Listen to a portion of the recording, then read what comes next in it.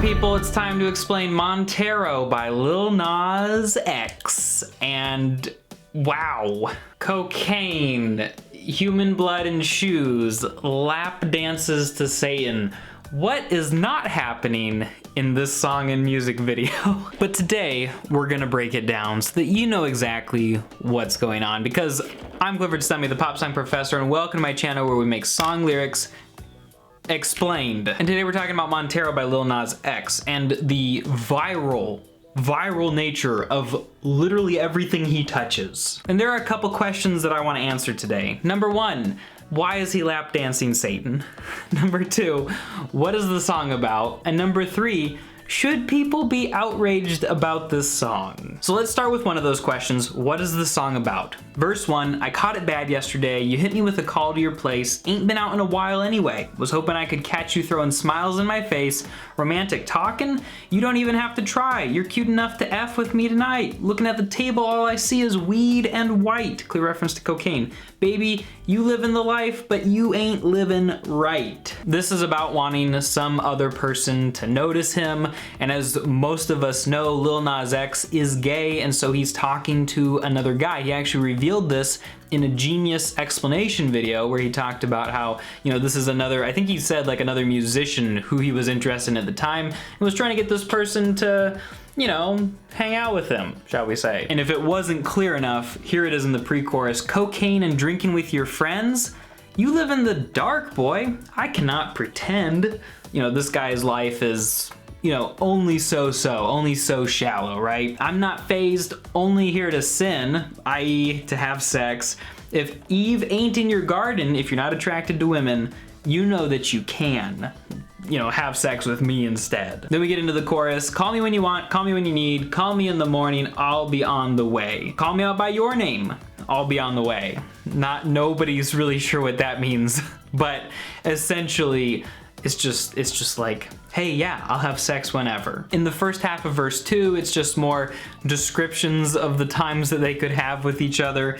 But then there's a line that's particularly, I think, tricky at first. A sign of the times every time that I speak, a dime and a nine, which probably referenced the number 19. It was mine every week. What a time and incline God was shining on me. Now I can't leave, and now I'm acting hella elite, referencing how long, you know, Old Town Road was on the top charts for, and how long he was, I think it was actually, yeah, how long he was at number 1. And so he's saying, you know, that was where I was at, but at the same time, he's still looking to get with somebody who he feels is like out of his league. Like he's not he feels like he's made it in a sense, but he's not satisfied with just dating around with the people that he's made it with. He wants more. So he hasn't revealed who the song is about in particular, but essentially, that's the song. And Lil Nas X has actually tweeted, because he finds it very ironic that his song, Montero, which is now at number 1, he's put a song about gay sex at number 1. His words, not mine. And he apparently finds that very amusing. So then we get into the human blood and shoes and the Satan lap dance and the music video. If you watch the music video,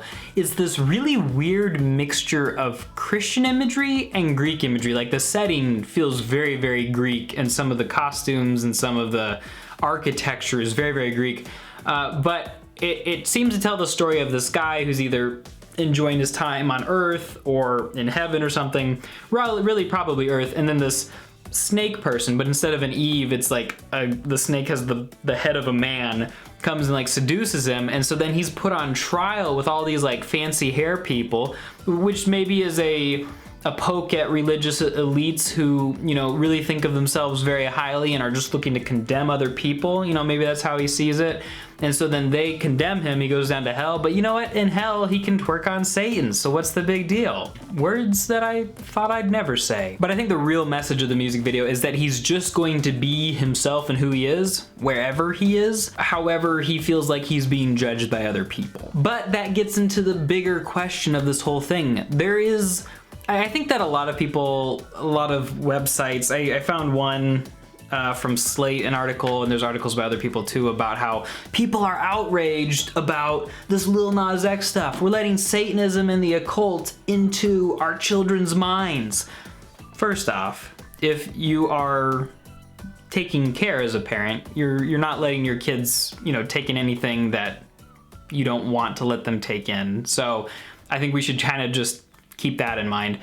But there's stuff like this from Governor Kristi Noem from South Dakota. She's the governor there. Our kids are being told that this kind of product is not only okay, it's exclusive, but do you know what's more exclusive? Their God-given eternal soul.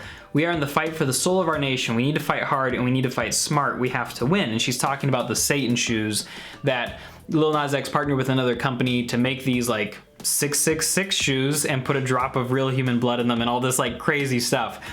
But people like Governor Noem, I think, really missed the point, because no, some little flash in the pan, viral marketing campaign, an attempt to stir up fake outrage about something, that is not the fight for the soul of our nation or of anybody's nation. I think a lot of the people who are outraged remember a time in the 80s when there was really this huge cult fascination and a lot of people were really worried about like the occult and Satanism and all sorts of stuff that they felt like was really threatening the nation. And I think they've felt like that's never really gone away. And you know, I wasn't born then. I can't speak to how they feel about it and what they're nervous about, because you know, there was a lot of really crazy stuff. They were worried about kidnappings and sacrifices and all sorts of stuff, and that was a real cultural phenomenon. And so when they see something like this from a guy like Lil Nas X, who also wasn't alive during that time, then they see it as something else. They see it differently than a lot of us younger folks do. For me, I feel like I see it for what it mostly is. I don't think Lil Nas X is actually trying to convert people to worship Satan. What he is 100% trying to do is create something that is just edgy enough to make people mad. Because wow, the governor of South Dakota posted about this. There's at least 1,000 people who go watch the music video, which makes YouTube share it to more people, which when they watch it makes YouTube want to share it to more people. And the Satan shoes, you have every major news network, you have NPR, you have all these article writers, everybody talking about it, and it's just gonna make more people get interested and know who Lil Nas X is and know about the music video, and all the stuff and all the analytics and all the data and everything is just gonna make it explode, because these people are mad about something for which, look, I hate to break it to you, I don't think that Satan is actually involved in the making of this video. Lil Nas X is one of the best marketers of his generation. He knows how to walk that line and sometimes step over it into outrage, and how to be funny and how to use memes and all this stuff. If you've watched his Twitter feed, you know, like, this is a guy of the meme people.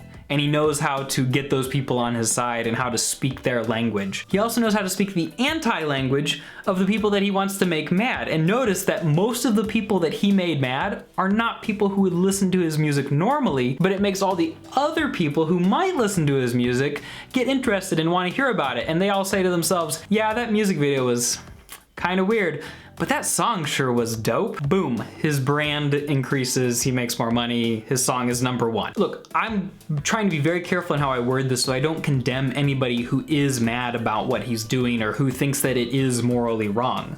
But what I will say is that if you really want this to not get attention, the best thing to do about it is to not say anything about it, because it only gets attention and it only grows and it only spreads the more you talk about it. That's how outrage marketing works. Instead, do what I do, try to look at it from all angles and explain to people what's going on so that people can approach it from a logical, rational perspective instead of the super hyped up emotional perspective that doesn't really take into consideration everything that's happening here. So to sum it up, the song is about this dude that Lil Nas X wanted to get with. The marketing and the music video are about, well, the music video is about him just saying, I'm gonna be me wherever, which as a theme seems to be basically this sort of an excuse to practice what he's really good at, which is like viral marketing. And in this case, he stepped into outrage marketing and he's apparently succeeded very, very well. So that's the down low on Lil Nas X and the Satan shoes and Montero. Hope that you guys enjoyed this video and hope that it encourages you to think, and not just think about what the thing itself means, but think about the intention